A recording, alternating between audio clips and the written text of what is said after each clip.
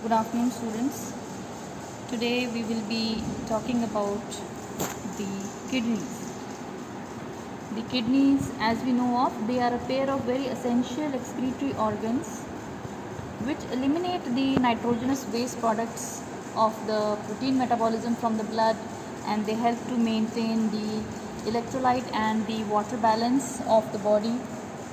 Okay, and also via the secretion of erythropoietin, they help in the maturation of red blood cells, and by the secretion of hydroxycholecalciferol, they control the calcium metabolism, which is later on modified by the action of parathormone. Thus, kidneys are not only for eliminating the waste product, but they also serve the function of an endocrine organ.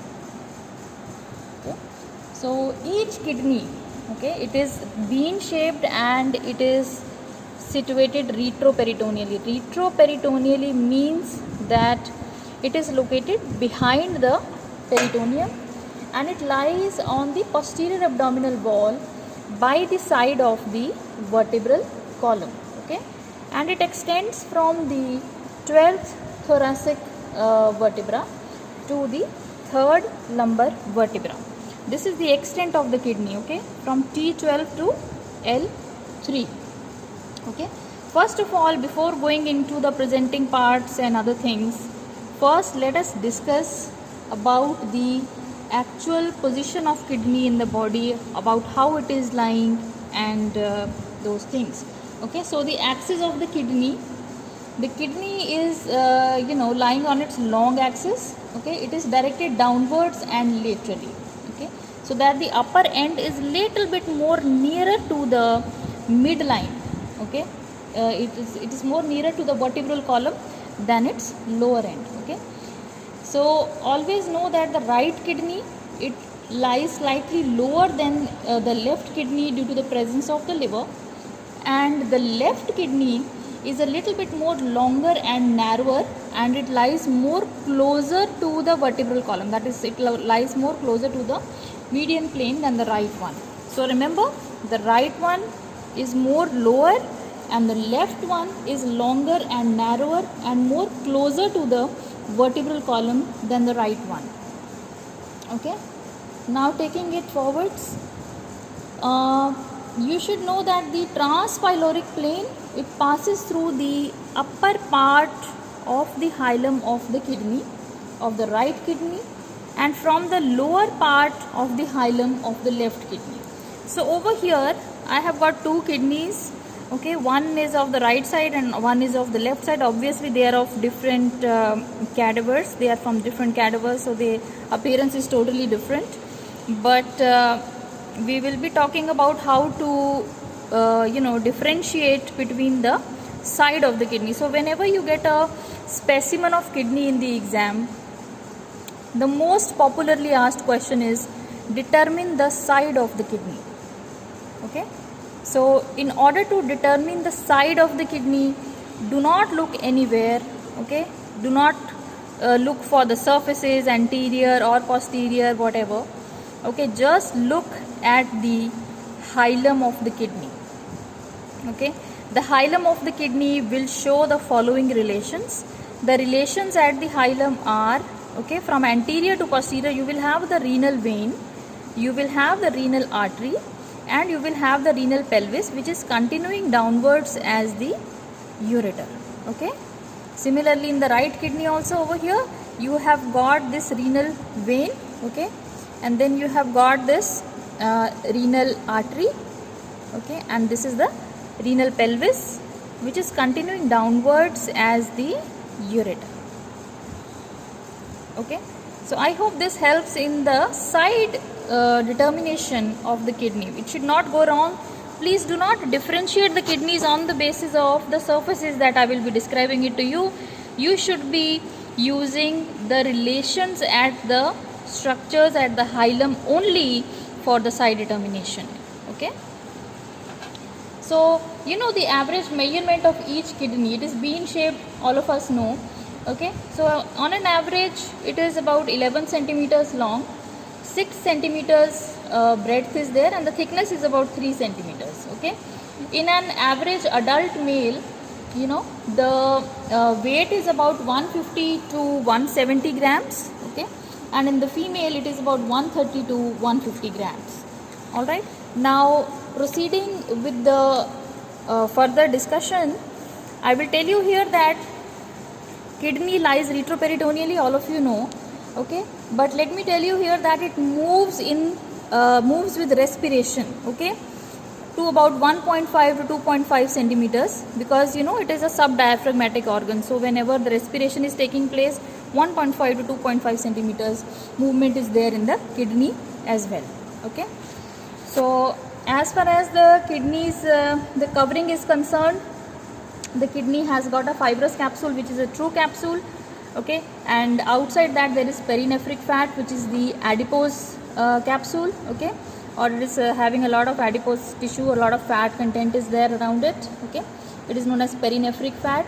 Then outside this perinephric fat there is renal fascia, which is a false capsule, it is known as the fascia of Gerota, okay, so it will be covering the kidney, and the anterior layer of this fascia is known as the fascia of Todd, and the posterior layer is comparatively thicker than the anterior one, and it is known as the fascia of Zucker-Kandel. Okay, now talking about the presenting parts of the kidney. Okay, so presenting parts of the kidney has got two surfaces. Okay, it has got this anterior surface and it has got this posterior surface. Okay, the posterior surface is comparatively flat, okay, but the anterior surface is comparatively more convex, and maybe even uneven surface may be there on the anterior side of the kidney. Okay, it has got two surfaces now, so posterior and anterior. It has got two ends or two poles, as we say. It may be the upper end and this is the lower end, or upper pole or lower pole, and there are two borders which are known as the lateral border, okay, and the medial border. The medial border, please remember, it is going to present with a central concavity right over here, which is known as the hilum of the kidney. Okay, so this is from the hilum only this renal vein, the renal artery, and the ureter that is continuing downwards, it is entering and it is taking an exit. So hilum is like the entry point and the exit point of the kidney, okay, of these structures. Okay, so now first let us discuss about the posterior relations of both the kidneys, the right and the left. The posterior relations we will be talking about are almost the same for both the kidneys. Either it is right kidney or it is left kidney. It is almost the same with a little bit of difference that I will be showing it to you. Okay, so first we will turn it around to look at the posterior surface. So this posterior surface, it is flat, okay, first of all, and it is basically having two parts. There is an upper part and there is a lower part. Okay, so in the upper part you will be having the medial and the lateral arcuate ligaments will be lying in the relation. So there will be a medial and the lateral arcuate ligaments that will be lying. Okay, and over here you will have impression of the 11th and the 12th rib, because I told you that the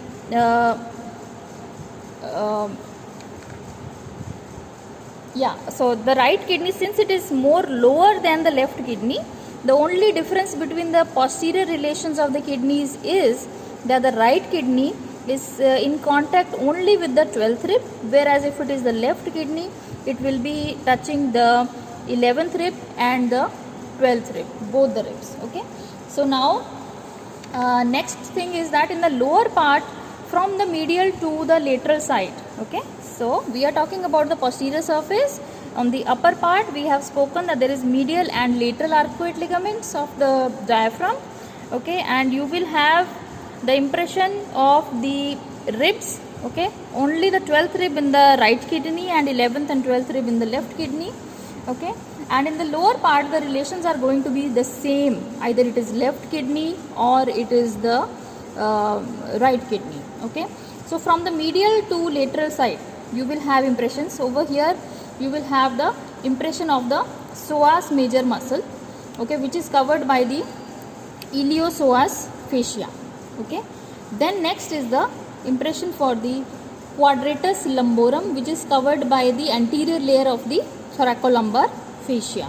Okay, and then lateral most we will have the transversus abdominis right over here, which will be covered by the fascia transversalis. Okay, so also remember that deep to the thoracolumbar fascia, you know, that is right in front of the quadratus lumborum that we have spoken. Okay, we will have the structures which pass downwards and laterally. So in this direction, downwards and laterally. Okay, so from above downwards, okay, there is subcostal nerve and vessels, there is iliohypogastric nerve, there is ilioinguinal nerve, and there may be a fourth lumbar artery, but it is only on the right side. Okay, so now this we are done with the posterior surface. Now relations of the anterior surface will vary greatly, you know, according to the side of the kidney. If it is a right kidney, the relations are completely different. If it is a left kidney, the relations are completely different. That's why I am stressing a lot on the side determination of the kidney, because in the exam when you get the kidney specimen in the tray, you must be well versed with the side determination. Okay, I am again stressing upon this thing that always look for the arrangement of structures at the hilum of the kidney. Okay, from anterior to posterior it should be renal vein, it should be renal artery, and the pelvis, which is continuing downwards as the ureter. Okay, I hope we are clear over here.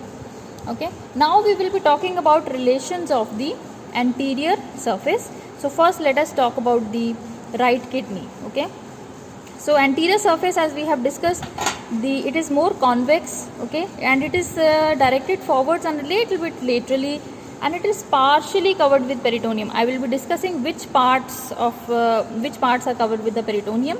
Okay, but please pay attention. First of all, on the right kidney over here, okay, there is this impression which is of the suprarenal gland. Okay, so it is known as the suprarenal area. It is a non-peritoneal area, and it includes the, I told you, the upper pole and the upper part of the medial border of the kidney. Okay, and obviously we are talking about relations of the right kidney first. So the right suprarenal gland lies right over here. Okay, next one is the duodenal area. Okay, it is a non-peritoneal area, and it lies just adjacent to the medial border. Okay, just in front of the hilum, like this. Okay, and it is related with which part of the duodenum? With the second part of the duodenum. Please remember that the second part of the duodenum will be lying adjacent to the hilum of the right kidney. Okay, and it is a non-peritoneal area. Okay, next one is the hepatic area. Hepatic area is a peritoneal area, and it occupies about upper 3/4. Okay, quite a large part, okay, of the anterior surface is related to the right lobe of the liver, and it is separated from the liver via the hepatorenal pouch of Morrison. Okay, so far we have done, this is the suprarenal area.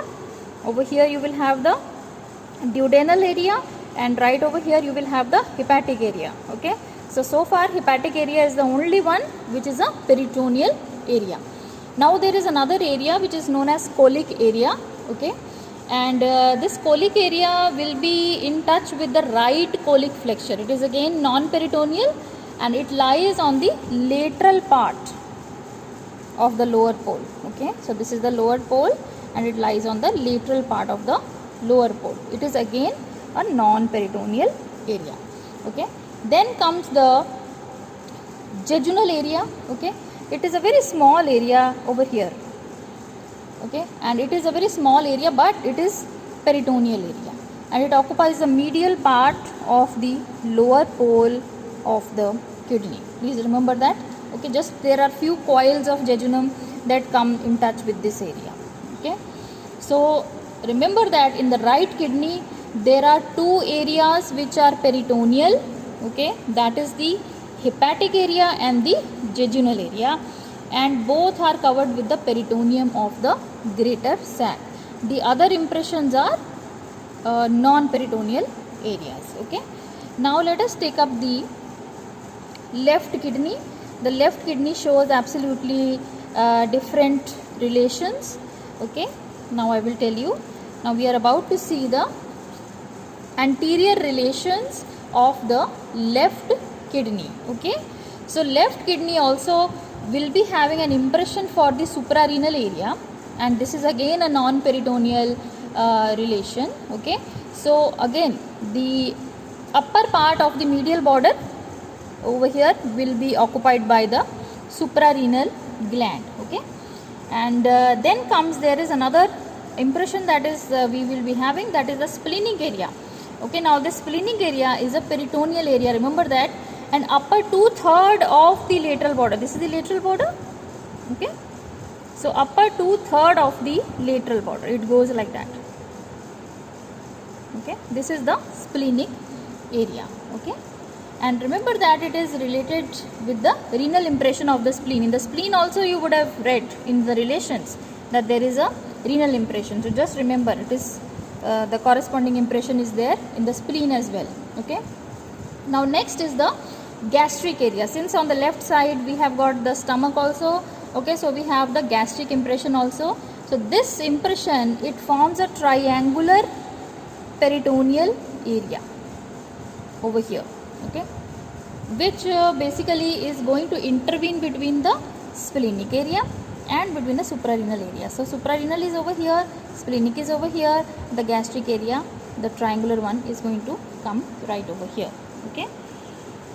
One more thing I will like to mention over here is that the lienorenal ligament. Okay, it is attached along the junction of the gastric and the splenic areas. Okay, so this is the splenic area and right here is the gastric area. So at the junction of these two areas is the attachment of the lienorenal ligament. Okay.